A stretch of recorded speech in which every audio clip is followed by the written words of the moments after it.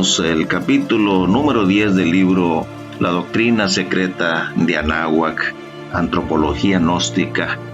Su autor, el Dr. Samael Aún Weor, nos explica en qué consiste exactamente la doctrina gnóstica auténtica. Es un tema muy valioso porque muchos estudiosos de la gnosis podríamos quedarnos en algunas ramas del gnosticismo sin abordar la profundidad más revolucionaria y reveladora de la doctrina. Y leo literalmente al maestro: como quiera que los estudios gnósticos han progresado extraordinariamente en estos últimos tiempos, ninguna persona culta caería hoy como antaño en el error simplista de hacer surgir a las corrientes gnósticas de alguna exclusiva latitud espiritual. Si bien es cierto que debemos tener en cuenta en cualquier sistema gnóstico sus elementos helenísticos orientales, incluyendo Persia, Mesopotamia, Siria, India, Palestina, Egipto, etc., nunca deberíamos ignorar a los principios gnósticos perceptibles en los sublimes cultos religiosos de los nahuas, toltecas, aztecas, zapotecas, mayas, chibchas, incas, quechuas, etcétera, etcétera, etcétera, de Indoamérica. Hablando muy francamente y sin ambajes, diremos: la gnosis es un funcionalismo muy natural de la conciencia, una filosofía perennis et universalis. Es decir, así como nos explica el maestro, la gnosis es perenne y universal. Existe siempre en cualquier lugar del universo, de cualquier galaxia o infinito donde su humanidad goce de conciencia despierta. Leo fiel al capítulo del maestro. Incuestionablemente, gnosis es el conocimiento iluminado de los misterios divinos reservados a una élite. Así escribe el maestro, es decir, que donde quiera que existan grupos de hombres y mujeres despiertos, ellos poseerán la gnosis, el conocimiento iluminado. Y continúa explicando el maestro Samael: la palabra gnosticismo encierra dentro de su estructura gramatical la idea de sistemas o corrientes dedicadas al estudio de la gnosis.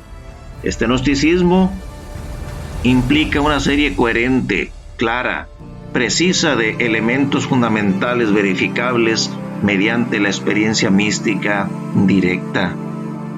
Y a continuación el maestro de nuestras filas gnósticas cita los fundamentos doctrinarios de la gnosis en sus aspectos más revolucionarios. Leo textualmente: la maldición desde un punto de vista científico y filosófico, el Adán y Eva del Génesis hebraico, el pecado original y la salida del paraíso, el misterio de Lucifer náhuatl, la muerte del mí mismo, los poderes creadores, la esencia del Salvator Salvandus, los misterios sexuales, el Cristo íntimo, la serpiente ígnea de nuestros mágicos poderes, el descenso a los infiernos, el regreso al Edén, el don de Mefistófeles.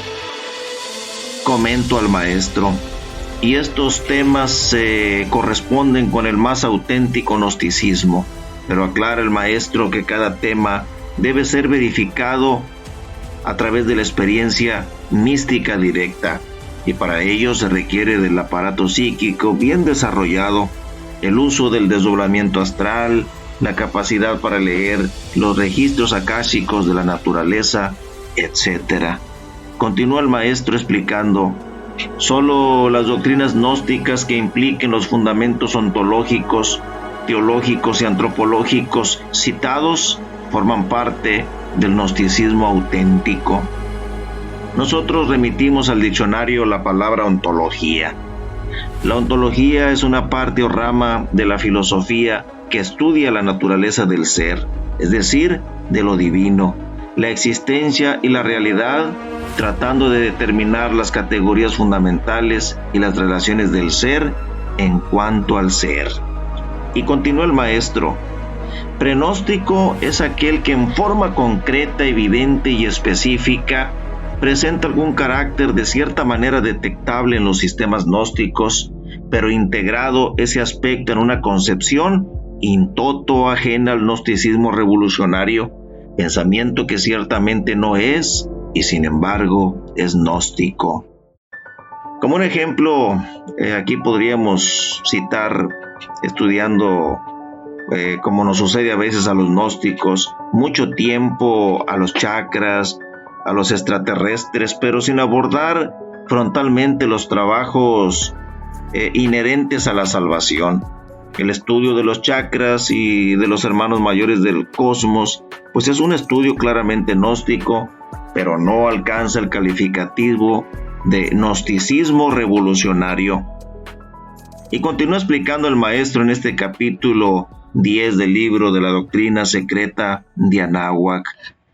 Protonóstico es todo sistema gnóstico en estado incipiente y germinal, movimientos dirigidos por una actitud muy similar a la que caracteriza las corrientes gnósticas definidas.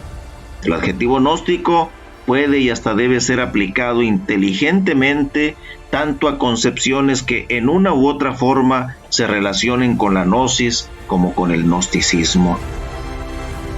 El término gnostizante incuestionablemente se encuentra muy cerca a prenóstico por su significación, ya que el vocablo en realidad stricto sensu se relaciona con aspectos intrínsecos que poseen cierta similitud con el gnosticismo universal, pero integrados en una corriente no definida como gnosis. Establecidas estas aclaraciones semánticas, pasemos ahora a definir con entera claridad meridiana al gnosticismo. No está de más en este tratado aclarar en forma enfática que el gnosticismo es un proceso religioso muy íntimo, natural y profundo. Esoterismo auténtico de fondo, desenvolviéndose de instante en instante con vivencias místicas muy particulares, con doctrina y ritos propios. Comento al maestro. Es hermoso el trabajo íntimo en la intimidad del hogar o en la escuela gnóstica en el caso de ser misioneros gnósticos. Gozos sublimes al paladear la enseñanza bendita con prácticas y rituales sagrados. El estudiante gnóstico serio, el iniciado del hogar, ama el trabajo espiritual, su sala de meditación. El estudiante gnóstico lucha y hace grandes sacrificios para asistir a la escuela gnóstica a la que pertenece. El misionero, en cambio, vive dentro de ella y el misionero debe de aprovecharlo. Así lo explica el venerable maestro Samael Aún Beor. Y comenta el maestro, dice así el Avatara de la era de Acuario: doctrina extraordinaria que fundamentalmente adopta la forma mítica y a veces mitológica. Comentando al maestro, pues para mayor claridad de la distinguida audiencia que sigue Radio Ejeacac, ponemos el ejemplo del mito de Quetzalcóatl saliendo avergonzado de la lejana Tule por haberse embriagado con su esposa, la reina Quetzalpétatl. Mito extraordinario citado en este mismo libro de la doctrina secreta de Anáhuac. Otro ejemplo claro se presenta en los 12 trabajos de Hércules, aventuras épicas del héroe solar para libertarse de los aspectos sumergidos que todo ser humano sin maestría porta en su infraconsciente. Y continuamos con la lectura literal del maestro. Liturgia mágica inefable, con viva ilustración para la conciencia superlativa del ser.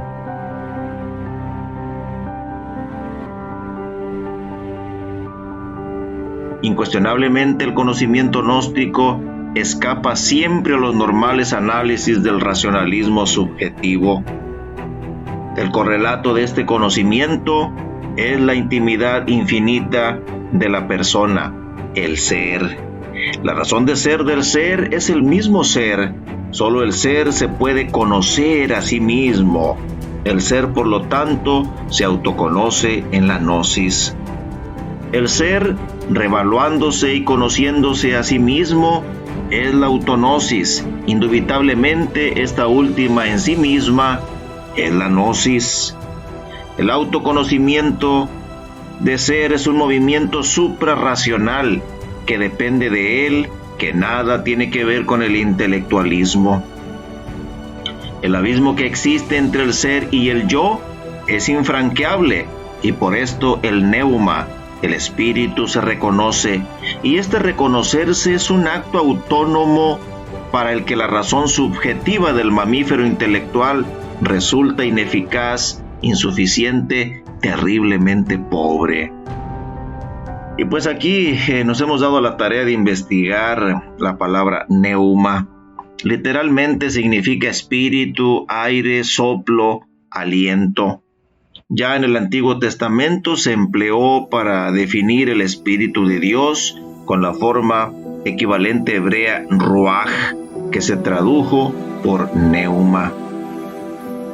Continuó el maestro Samael esta obra maravillosa, hablando sobre antropología gnóstica, diciendo así: autoconocimiento, autognosis, implica la aniquilación del yo como trabajo previo, urgente, impostergable.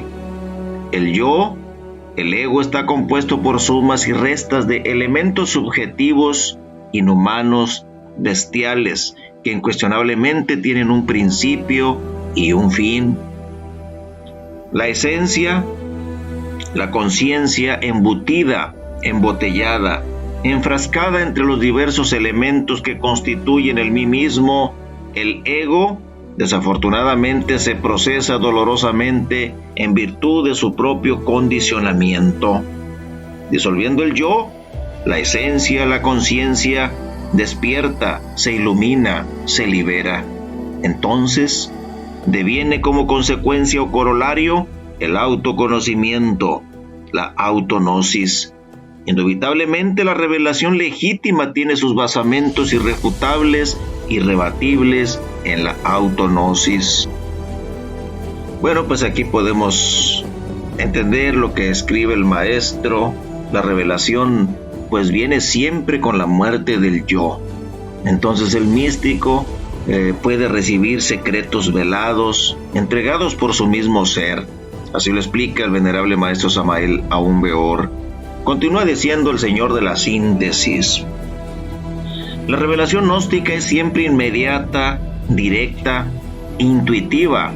Excluye radicalmente a las operaciones intelectuales de tipo subjetivo y nada tienen que ver con la experiencia y ensambles de datos fundamentalmente sensoriales. La inteligencia o nous, en su sentido nociológico, si bien es cierto que puede servir de basamento a la intelección iluminada, se niega rotundamente a caer en el vano intelectualismo.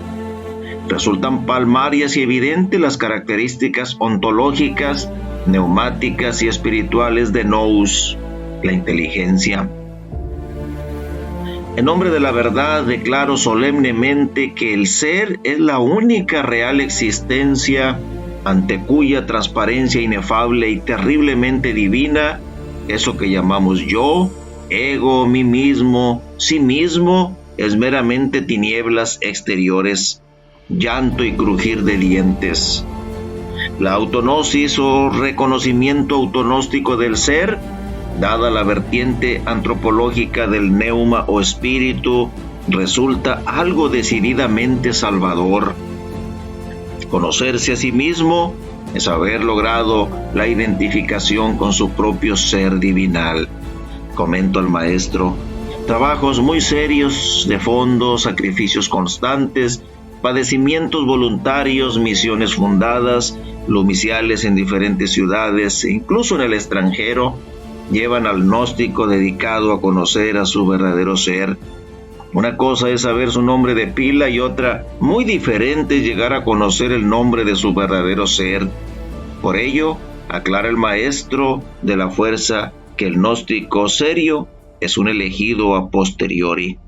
Continúa el escritor de la obra: saberse idéntico con su propio neuma o espíritu, experimentar directamente la identificación entre lo conocido y lo cognoscente, es eso que podemos y debemos definir como autognosis.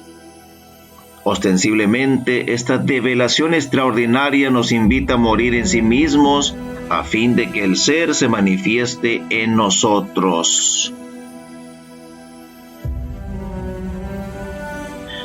Entendemos que no hay otro camino. La muerte es la vía que sigue, y el gnóstico sufre tratando de morir y no muere, y llora y trabaja, ansía conocer más sobre su verdadero ser, y el ego, el obstinado, se le opone terriblemente en este trabajo. Aclara el gran maestro Samael. Por el contrario, alejarse del ser, continuar como ego dentro de la herejía de la separatividad, significa condenarse a la involución sumergida de los mundos infiernos. Esta reflexión evidente nos conduce al tema de la libre elección gnóstica. Incuestionablemente, el gnóstico serio es un elegido a posteriori. La gnóstica experiencia permite al sincero devoto saberse y autorrealizarse íntegramente. Entiéndase por autorrealización el armonioso desarrollo de todas las infinitas posibilidades humanas. No se trata de datos intelectuales caprichosamente repartidos, ni de mera palabrería insubstancial de charla ambigua. Todo lo que en estos párrafos estamos diciendo, tradúzcase como experiencia auténtica, vívida, real. No existe en las corrientes gnósticas el dogma de la predeterminación ortodoxa que nos embotellaría lamentablemente en una estrecha concepción de la deidad antropomórfica. Dios en griego es Theos, en latín Deus y en sánscrito Div o Deva, palabra esta que se traduce como ángel o ángeles. Aún entre los más conservadores pueblos semíticos, el más antiguo dios de la luz, El o Lu, aparece en los primeros capítulos del Génesis en su forma plural sintética de los Elohim. Dios no es ningún individuo humano o divino en particular. Dios es dioses, es el ejército de la voz, la gran palabra, el verbo del Evangelio de San Juan, el Logos creador, unidad múltiple perfecta. Autoconocerse y realizarse en el horizonte de las infinitas posibilidades implica el ingreso o reingreso a la hueste creadora de los Elohim. Y esta es la seguridad del gnóstico. El ser se le ha descubierto íntegramente y sus esplendores maravillosos destruyen radicalmente toda ilusión. La abertura del neuma o espíritu divino del hombre encierra el total contenido soteriológico. Bueno, amigos, pues el lenguaje de las obras del quinto de los 7 nos remite siempre el diccionario etimológico, bendita obra salvadora. Así es la gnosis. La soteriología es la rama de la teología que estudia la salvación, pero es claro que en la gnosis no se estudia la salvación como lo entienden las escuelas dogmáticas. En los más puros tratados gnósticos, la salvación va acompañada con la dirección precisa del Salvator Salvandus, el íntimo del estudiante serio. Continúa la batalla de la era de Acuario. Si se posee la gnosis de los grandes misterios arcaicos, es porque al dinamismo revelador del ser, algunos hombres muy santos lograron aproximarse debido a su lealtad doctrinaria. Sin una previa información sobre antropología gnóstica, sería algo más que imposible el estudio riguroso de las diversas piezas antropológicas de las culturas azteca, tolteca, maya, egipcia, etc. En cuestiones de antropología profana, dispénseme la similitud. Si se requiere conocer resultados, déjese en plena libertad a un mono, simio, mico o chango dentro de un laboratorio y obsérvese el resultado. Los códices mexicanos, papiros egipcios, ladrillos asirios, rollos del Mar Muerto, extraños pergaminos, así como ciertos templos antiquísimos, sagrados monolitos, viejos jeroglíficos, pirámides, sepulcros milenarios, etc., ofrecen en su profundidad simbólica un sentido gnóstico que definitivamente escapa a la interpretación literal y que nunca ha tenido un valor explicativo de índole exclusivamente intelectual. El racionalismo especulativo, en vez de enriquecer al lenguaje gnóstico, lo empobrece lamentablemente, ya que los relatos gnósticos, escritos o alegorizados en cualquier forma artística, se orientan siempre hacia el ser. Y es en este interesantísimo lenguaje semifilosófico y semi-mitológico de la gnosis en el que se presentan una serie de invariantes extraordinarias, símbolos con fondo esotérico trascendental que en silencio dicen mucho. Y comento, el venerable maestro nos enseña que en la antigüedad los seres poseían esa preciosa facultad conocida como la captación instintiva de las verdades cósmicas. Por ello, el estudiante gnóstico pues debe aprender a meditar en los monolitos, templos y pirámides de nuestros antepasados. La develación vendrá al insistir vehementemente en las prácticas espirituales. Continúa el maestro de la síntesis diciendo: bien saben los divinos y los humanos que el silencio es la elocuencia de la sabiduría. Los caracteres que especifican claramente al mito gnóstico y que mutuamente se complementan entre sí son los siguientes: 1. Divinidad suprema.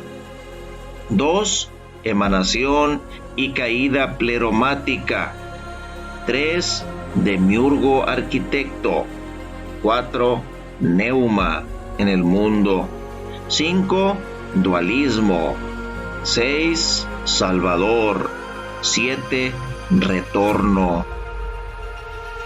La divinidad suprema gnóstica es caracterizable como agnostos theos, el espacio abstracto absoluto, el Dios ignorado o desconocido, la realidad una de la cual emanan los Elohim en la aurora de cualquier creación universal.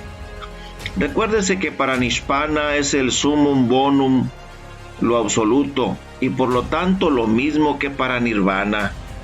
Más tarde, todo cuanto al parecer existe en este universo vendrá a tener real existencia en el estado de Paranishpana.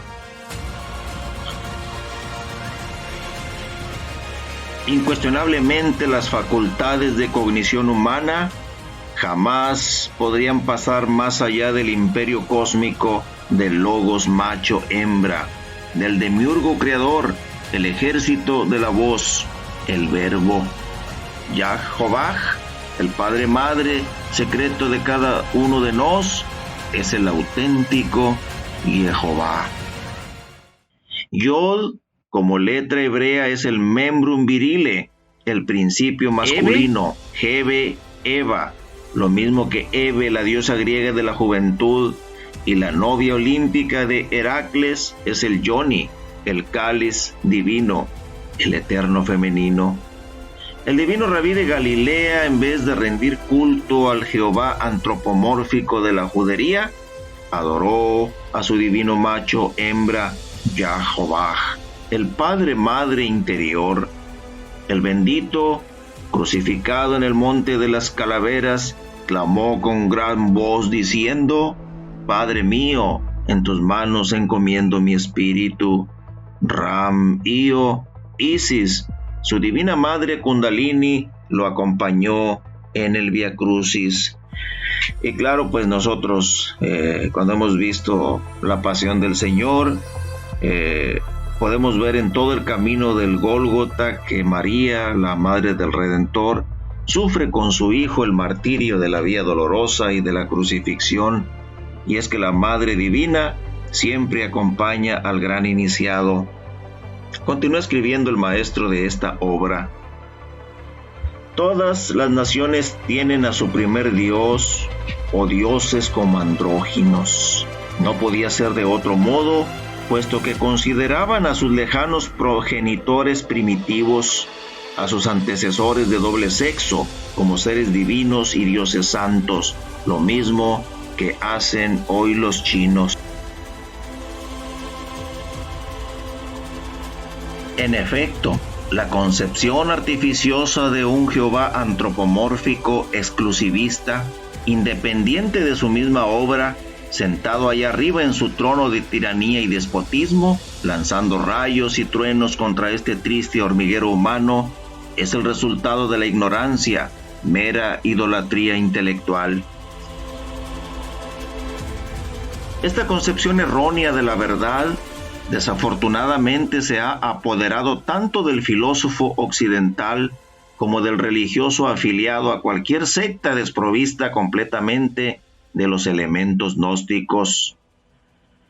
Lo que los gnósticos de todos los tiempos han rechazado no es al Dios desconocido, uno y siempre presente en la naturaleza, o en la naturaleza in abscondito, sino al Dios del dogma ortodoxo, a la espantosa deidad vengativa de la ley del talión, ojo por ojo y diente por diente.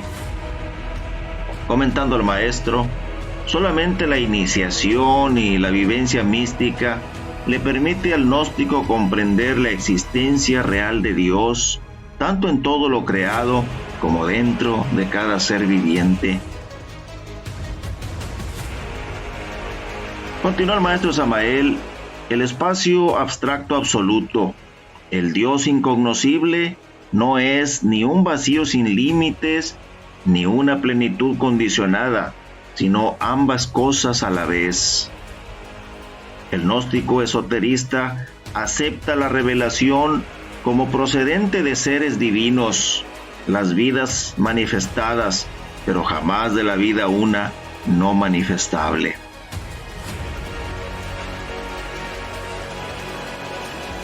La deidad incognoscible es el espacio abstracto absoluto, la raíz sin raíz de todo cuanto fue, es o ha de ser. Esta causa infinita y eterna hállase por descontado, desprovista de toda clase de atributos, es luz negativa, existencia negativa, está fuera del alcance de todo pensamiento o especulación. El mito gnóstico de Valentín, que en forma específica nos muestra a los 30 aeones pleromáticos surgiendo misteriosos de entre el espacio abstracto absoluto por emanaciones sucesivas y ordenadas en parejas perfectas, puede y debe servir como arquetipo modelo de un mito monista que en forma más o menos manifiesta se encuentra presente en todo sistema gnóstico definido. Este punto trascendental de la probolé se orienta clásicamente hacia la división ternaria de lo divinal, el agnostos theos, el absoluto, el demiurgo, el propadre, etc. El mundo divinal, el ámbito glorioso del pleroma, surgió directamente de la luz negativa, de la existencia negativa. Finalmente, el nous, espíritu o neuma, contiene en sí mismo infinitas posibilidades susceptibles de desarrollo durante la manifestación. Entre los límites extraordinarios del ser y del no ser de la filosofía, se ha producido la multiplicidad o caída. El mito gnóstico de la caída de Sofía, la divina sabiduría, alegoriza solemnemente a este terrible trastorno en el seno de pleroma. Y nuevamente remitimos al diccionario esta palabra, pleroma. Se define como la unidad primordial de la que surge todo lo creado. Ahora continuamos leyendo literalmente al maestro. El deseo, la fornicación, el querer resaltar como ego, origina el descalabro y el desorden, produce una obra adulterada que incuestionablemente queda fuera del ámbito divinal, aunque en ella quede atrapada la esencia, el buddhata, el material psíquico de la humana criatura. El impulso hacia la unidad de la vida libre en su movimiento puede desviarse hacia el yo, y en la separación fraguar todo un mundo de amarguras. Bueno, pues comentando al maestro, esto nos ha sucedido a la mayoría de los que vivimos en estos tiempos, en este planeta Tierra. Nos hemos desviado de la vida libre en su movimiento hacia el yo, y es claro que hemos quedado arraigados en este mundo con mucho karma, con muchos defectos, con muchos yoes en nuestro interior. Continúa el maestro diciendo: la caída del hombre degenerado es el fundamento de la teología de todas las naciones antiguas. Según Filolao el Pitagórico, en el siglo V antes de Jesucristo, los filósofos antiguos decían que el material psíquico, la esencia, estaba enterrada entre el yo como una tumba, como castigo por algún pecado. Platón testimonia también así, que tal era la doctrina de los órficos y que él mismo la profesaba. El deseo desmedido, el trastocamiento del régimen de la emanación conduce al fracaso. El querer distinguirse como ego origina siempre el desorden y la caída de cualquier rebelión angélica. El autor del mundo de las formas es pues un grupo místico de creadores macho-hembras o dioses dobles como Tlaloc, el dios de la lluvia y de los rayos, y su esposa Chalchiutlicue, la de la falda de jade de los panteones maya, azteca, olmeca, zapoteca, etcétera, etcétera, etcétera.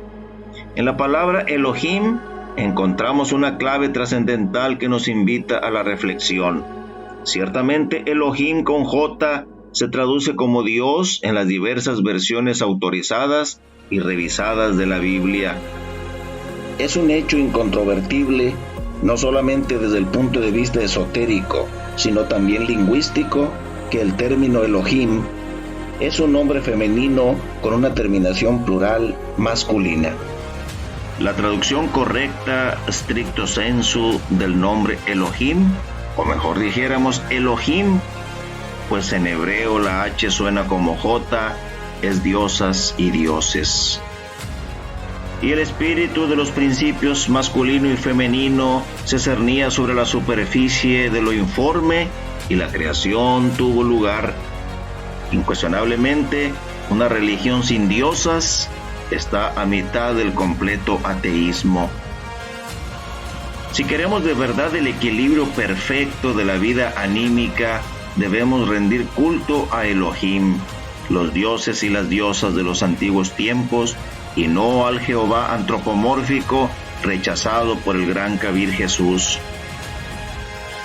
El culto idolátrico del Jehová antropomórfico en vez de Elohim es ciertamente un poderoso impedimento para el logro de los estados conscientivos supranormales.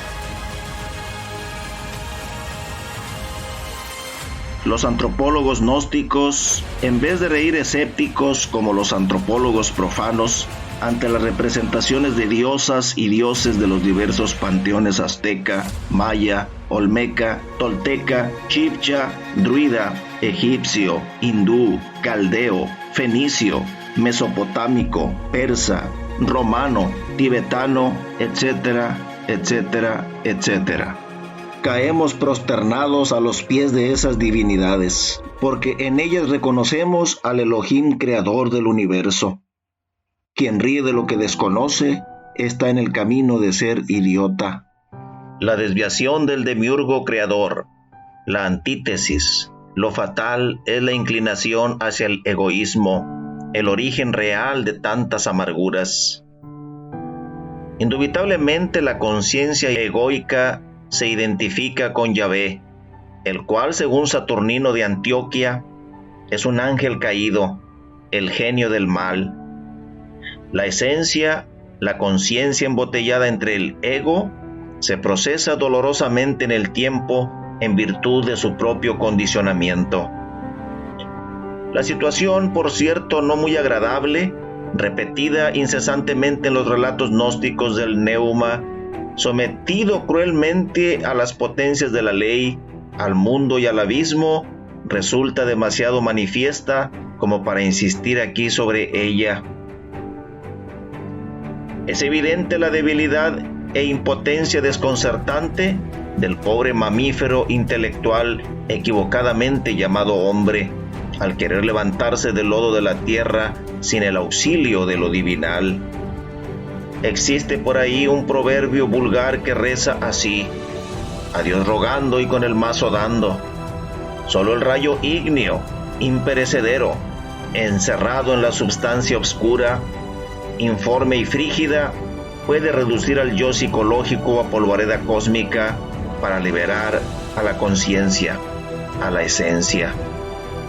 Con palabras ardientes declaramos: solo el hálito divino puede reincorporarnos en la verdad. Sin embargo, esto solo es posible a partir de trabajos conscientes y padecimientos voluntarios.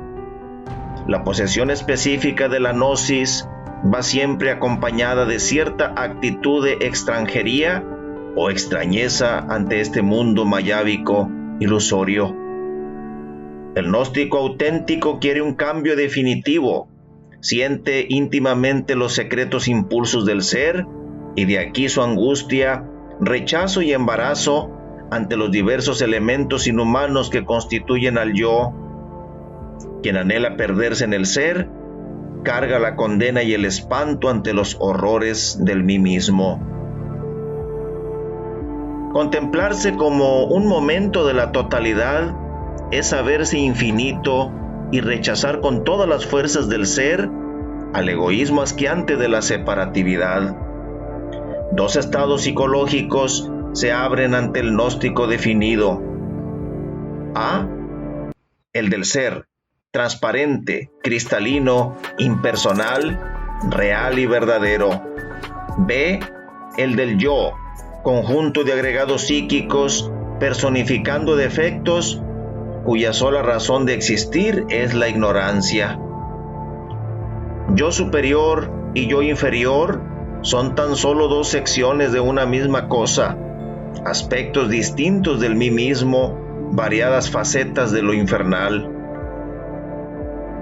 Es pues el siniestro, izquierdo y tenebroso yo superior, medio o inferior, suma, resta y multiplicación continua de agregados psíquicos inhumanos. El denominado yo superior es ciertamente una triquiñuela del mí mismo, un ardid intelectual del ego que busca escapatorias para continuar existiendo, una forma muy sutil de autoengaño. El yo es una obra horripilante de muchos tomos, el resultado de innumerables ayeres, un nudo fatal que hay que desatar. La autoalabanza egoica, el culto al yo, la sobreestimación del mí mismo es paranoia, idolatría de la peor especie.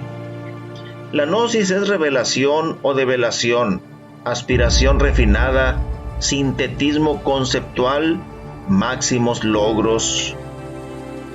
Ostensiblemente, tanto en esencia como en accidente, gnosis y gracia son identificables fenomenológicamente. Sin la gracia divina, sin el auxilio extraordinario del hálito sagrado, la autognosis, la autorrealización íntima del ser, resultaría algo más que imposible. Autosalvarse es lo indicado, y esto exige plena identificación del que salva y de lo que es salvado. Lo divino que habita en el fondo del alma, la auténtica y legítima facultad cognoscente, aniquila al ego y absorbe en su parucía a la esencia, y en total iluminación la salva. Este es el tema del Salvator Salvandus, comenta el maestro, comprendiéndolo al venerable maestro Samael que el Salvador Salvandus es el íntimo luchando en los mundos internos y dentro del iniciado para levantarlo del lodo de la tierra, lo libera de la esclavitud del ego y del karma que el Bodhisattva ha adquirido a través de muchas existencias en el mundo, y lo eleva victorioso con todos sus principios anímicos divinales que corresponden a su sagrada estirpe. Continúa el maestro en este capítulo número 10, maravilloso del libro extraordinario, La Doctrina Secreta de Anáhuac, diciendo: El gnóstico que ha sido salvado de las aguas ha cerrado el ciclo de las amarguras infinitas, ha franqueado el límite que separa al ámbito inefable del pleroma de las regiones inefables del universo. Se ha escapado valientemente del imperio del demiurgo porque ha reducido al ego a polvareda cósmica. El paso a través de diversos mundos, la aniquilación sucesiva de los elementos inhumanos, afirma esta reincorporación en el sagrado sol absoluto y entonces, convertidos en criaturas terriblemente divinas, pasamos más allá del bien y del mal. Bien, hasta aquí este tema extraordinario de nuestra escuela gnóstica, extraído del capítulo 10 del libro La doctrina secreta de Anáhuac, autor Samael Aún Weor.